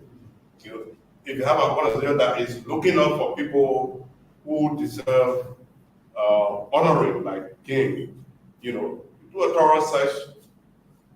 There's no shortage of such people. They might not be in large number, but there are people there, that are making the difference in the life of others or in the country as the case will be. So again, as GAM has touched in principle the vision, mission statement, fair play, equality, and justice for all. I think that is what we need in the country, to give everybody the opportunity, to excel. Because once the opportunity is provided, that's all that we call for from the government. We provide opportunity for everybody to compete. In the society, I think if that is done, because we saw it here in the past. So that people can say, oh, people talk more about the past. But it is, we live it and we saw what was available. Like for instance, when I graduated from high school in 1973, I didn't have money, I wanted to come to university. I didn't have money to come to university. I graduated from 6 to 8.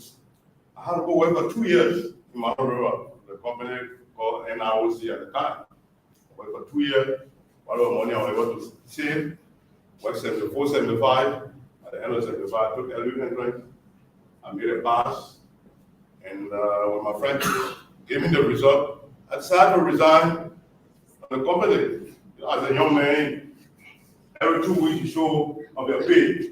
Whatever happened, you would take a pay on Friday or Saturday. Very few people with no parent guarding you will make up your mind to leave a job and come to school. It was tough, but then we were able to make it. So, something short, I just want to say that GAM let's continue to try. So look at the program that you have, the civil education program you talk about. It's true in Ghana, that is a commission by ISA. I think that's something worth undertaking because that's an area some of us have interest in. They look at the soil when the civil education book they talk about how the first person he called to head the budget. The groundwork we all lay up, somebody to be a minister education, want to check up Kalabulu. I put a team together. We started that project. We are going to a small arm commission and give it up. So it is something that we all value because if people know their civil responsibility, before I sit down, let me just make reference to a fighter that was in the DRC, a rebel group.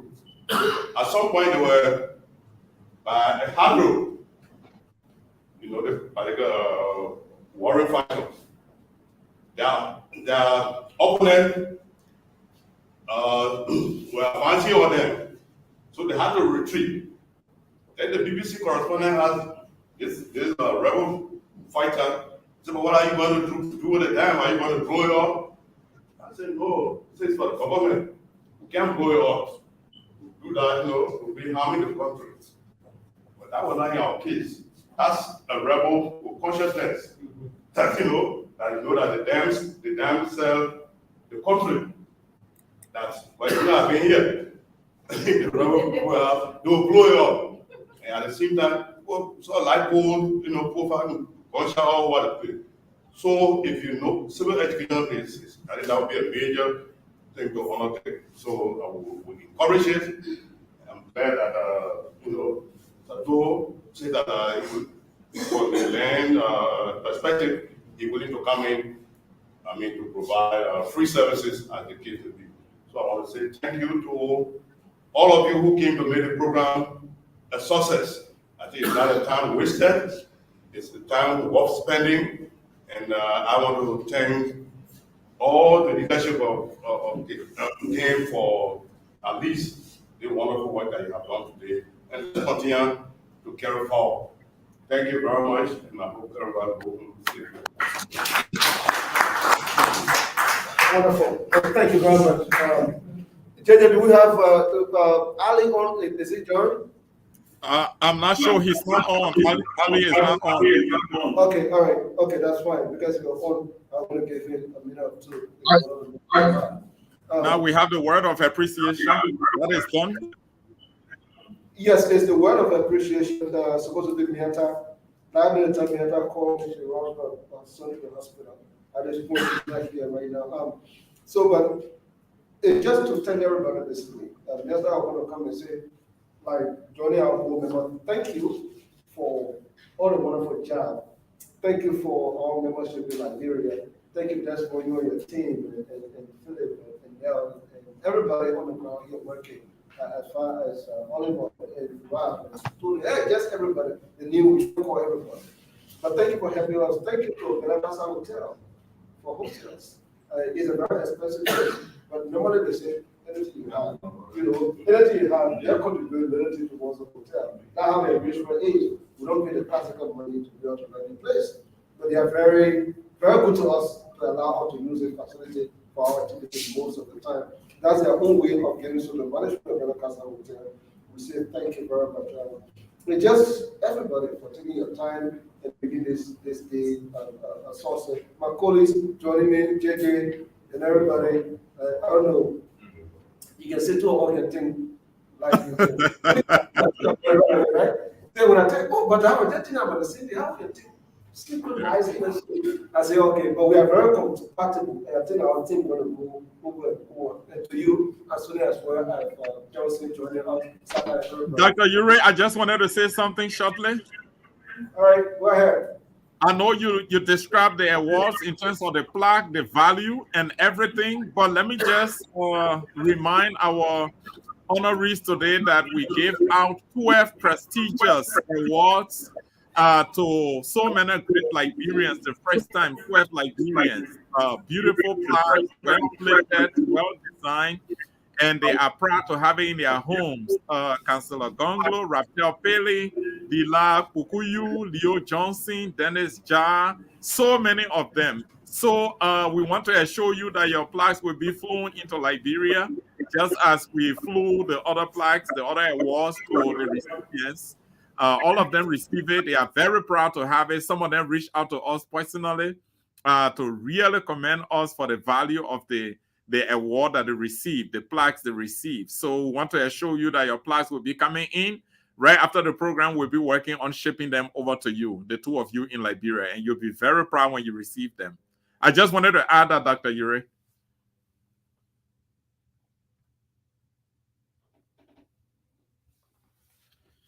The last time we presented. Thank you for chipping in there. Thank you, everybody.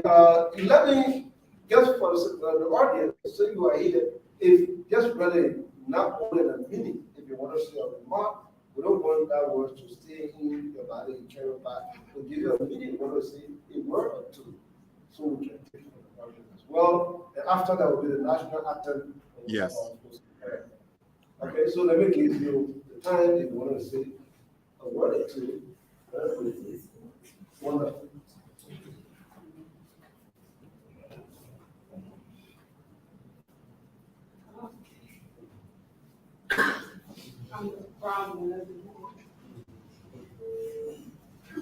Yes, so I have a church daughter. We share the same value, we share the same vision. In the church, I serve as the stewardship chairperson, focusing mainly on abandoned people within the church, disabled people, needy people, women and children who are in desperate situation. And because we share the same value and the same vision, I'm always available to talk. And I'm so proud to have received this very important award. I just want to say thank God that you are giving life. You know, when Jesus was alive, when he preached to the crowd, he did not tell them to just go home because they were hungry. They followed him, and so he provided something for them to eat. Someone can come to you with their situation, and you know you have a means to solve that problem, and you allow that person to go. So that's the kind of person she is, and I want to say thank you. Thank you. I'm also a beneficiary of his program because when they started the GAM commission, I had a problem, and I told God I'm not going to court because I don't have money, I don't have the time, and the justice system in the country, I'm not just okay with it. So I gave the situation to God, and I'm a believer. He may not be believer, but he did it for me. I really go to court, and my problem was solved. I have some acres of land in Lima County, and you can just go after the war, the kind of land battle I was in, and God being the Most High, I told him my problem. And because I am a widow, and people wanted to take advantage of me, but thank God that my mother sent me to school, and I knew my rights, and I knew what to do. Then God being God, he was able to show me where to go. So the land commission at that time, because land commissioner, I was always there. And my land deed was one of the last deeds that Madam Sally signed before she left office. So I'm blessed God. It was almost 4 or 5 years. So I ended up, you did not make mistake to honor these people. I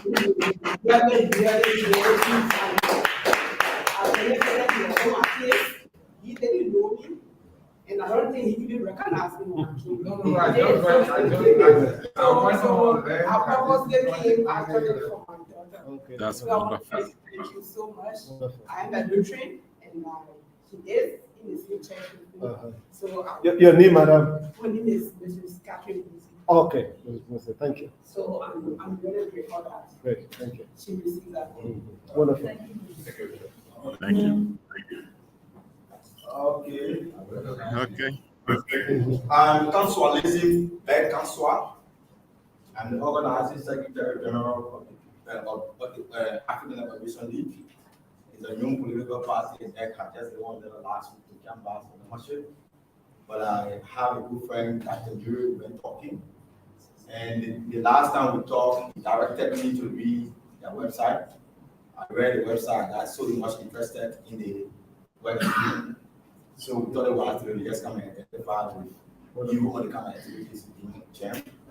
And I want to appreciate you for your selection. Actually, I came down with tears when I saw some photos and I saw some work that your sister is doing and the knowledge the old men have been sharing around. It is very good. I one of those people, most of the time, people that the one of my and then all the honoring program, they want to pay money. It's not being a honor. You know, sometimes they go. I remember when I was assisting minister, somebody brought a letter to me and said, "Oh, we want to honor you for, we want to honor you." I said, "For what?" And you know, they not explain to me what they want to honor me for. And I felt that was not necessary for me to be honored. And you know, so I just want to appreciate you for the way you select and honor people. You know, if we start doing this in our country, more people to do more. So thank you so much. And I hope you're doing that. Thank you. Thank you. Yeah.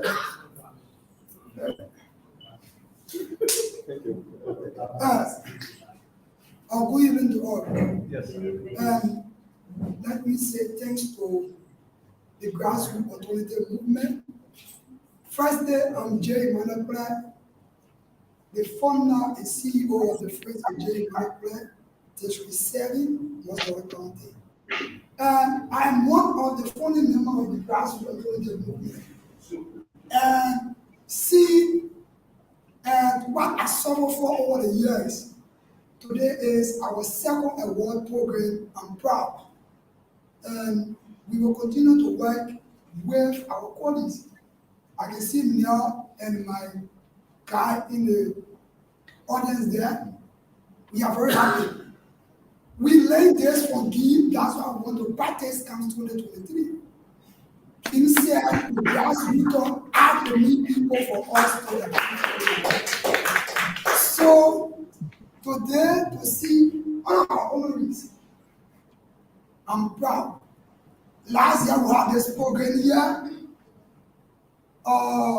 Councillor Congo was honored, and when he received the honor after a few months, he declared ambition to become president.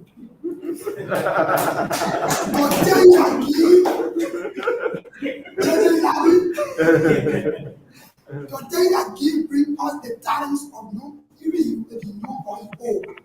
Please identify you through that. So I want to say thanks to Dr. who always behind us to work, and thanks to my big brother JJ, Ansu, and the others in the diaspora. We are here working in the name of GAM. Thank you. Thank you. Okay, we'll get there. All right. Hi. I'm Neil S. Reeves, member of the grassroots alternative movement. Hard working member. What is that? Hard working member. Okay. I want to appreciate Madam Davidson so much. When she was talking, actually, I almost cried. Because I see like what that involved. I just started June 1st, I'll be 1 year.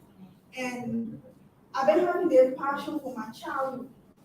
But then I was say a very big thank you to GAM because GAM brought it out. Actually, I should admit. And then again with me, how to come out to explore myself. And then I just said in a corner. So when I joined GAM, and then I started talking to one or two of my colleagues, I shared my vision with them. And they said you can make it. You are a strong person, believe in you. Yes.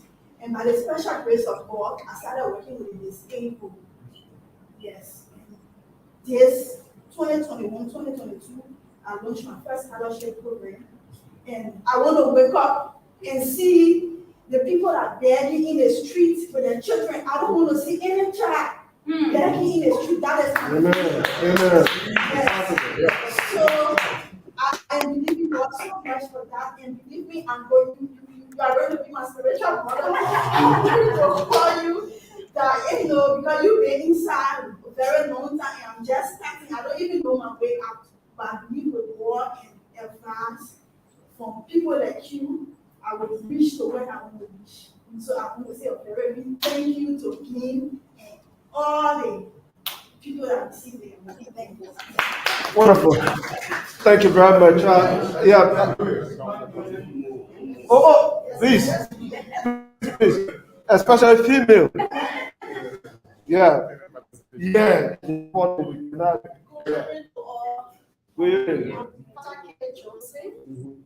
just want to appreciate you. I keep in it for what I observe and what I listen to is very good, special for our House of Representatives. But for that, I would like to appreciate it for our system. I followed for a 20 but for the recent time, 2 weeks ago, I go back for the military. I shed tears that I was sitting at the hospital, but I couldn't go almost today. The day was when I see the water, my skin pretty. Then I went to work, she explained. I was just in tears. She said, I don't think I said JFK, said I don't still JFK. To cry and go off. So that I came to tell say, well, you guys I said, you never knew I was escaping from. I never let us see it. I told her, we don't walk a blessing. So this year is not a mistake. I just want to tell you, people, thank you. Tell the institution, thank you. That I don't know you, but some of your things that you have displayed is good for us. The young people that are there, not few. But when you focus on that, the young people should follow. It's a good recommendation, and that's good here. Even your institution, those are things you should recommend. Not all the young people sign for the exposure are foolish. Some of them are willing, but don't have the guidance. Who will mentor them? So I just want to tell you, and pray that God give you more life. And for the representatives, I think they were the people I want to come up on this one. Our people here, they have it, and what GAM want to do. Those are one of the areas that you need to study, even who you want to support or who you want to mentor, right? Yeah. Because we don't want people. I told my age in the last time, I said that we got to make a change. Those are people should be able to make a document, sign it, to say, oh, whatsoever will go if I get there and refuse, you put it up. Because we got people around here who will come and talk nice and what we want. As soon as they will change overnight. That when you see the political party, they're not even stable. Even our representatives, they jump from place to place. And we get a system that when you go on this party, you go by the rule for the party, people will not jump from place to place. Because even some of our party constitution, we don't have nothing mentioned. So at the end of the day, tomorrow, when they say convention, what they are asking for, I go there, spread my money, get what I want, as soon as I jump from it. Because we have no system. If the constitution can mention nothing, our representative and senator, I think they will respect the institution they're coming from. And those are some of the things you want to push. I shouldn't just carry a father and they swim, but when I get there, I don't even want to come in. I don't even answer your call. I don't even come to meeting. But those are things you should put on the paper, black and white. For me, that's my recommendation. So I can't tell, I said, I want rest. When I get you the rest, you vote for me, I take my back. Yep. And some of the voters too, who got work, you need to work with us too. Now people are getting children or child setting. I don't have school fee. Some of our mothers, they play green. Let all they have to play green, as she said. And help our parents, because that's some of the things that's funny the nation too. Because the voters, as soon as they say capital will run, when I got able to give 5,000 for you, they finish. And sometimes too, if we don't do it the right way, they suffer us. So you got serious work to do. Thank you. Yeah, and thank you very much. I think when we contemplate a wonderful program. That particular issue about the document thing, I have a friend in the private sector business. We're talking about, like he wanted to do a business in Liberia. Oh, they had to draw people.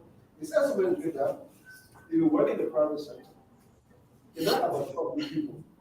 It's about putting systems in place so people are forced to be trusted. If they are not trusted, they are the consequence. He said when you give people their behavior in most instances, a lot of people don't want to behave that.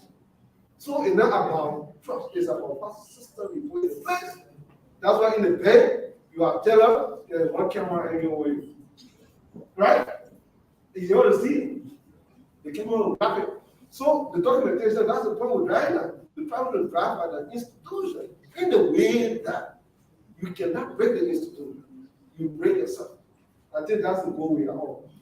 But thank you, ladies and gentlemen. And Celine, if you want to put a national anthem. The national anthem. Yes, the national anthem, we want to play that for us. If you want to project the wording on the screen, we will dim the lights, we will sing the national anthem, and then I think we have a closing prayer at the end of it, and we'll actually ask a volunteer.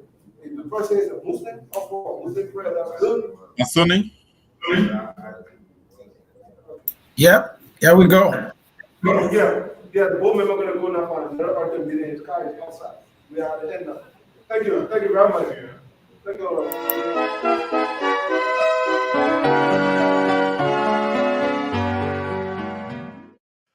All hail Liberia, hail, all hail Liberia, hail, all hail this glorious land of liberty shall long be ours. Though knew her name, great be her fame, and mighty be her power. Though knew her name, great be her fame, and mighty be her power,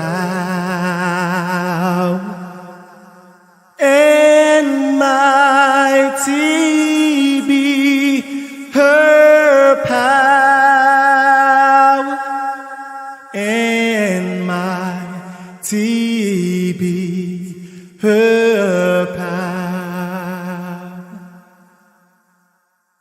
1, 2, 3, 4. In joy and gladness with our hearts united, we shout the freedom of a race benighted. Long live Liberia, happy land, this home of glorious liberty by God's command. This home of glorious liberty by God's command.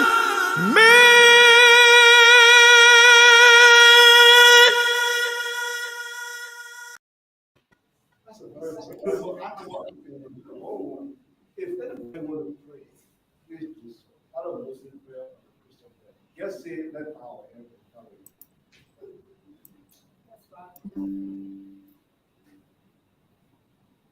Our Heavenly Father,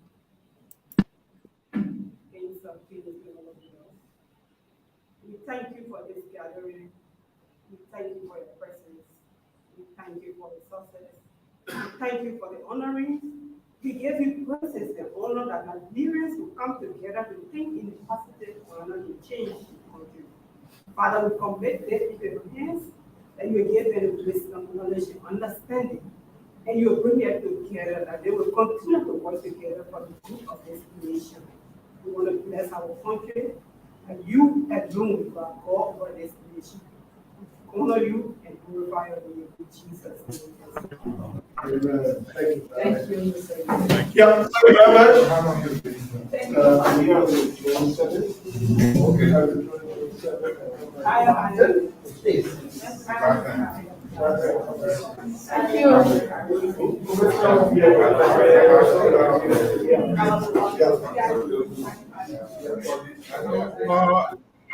Just a brief announcement here to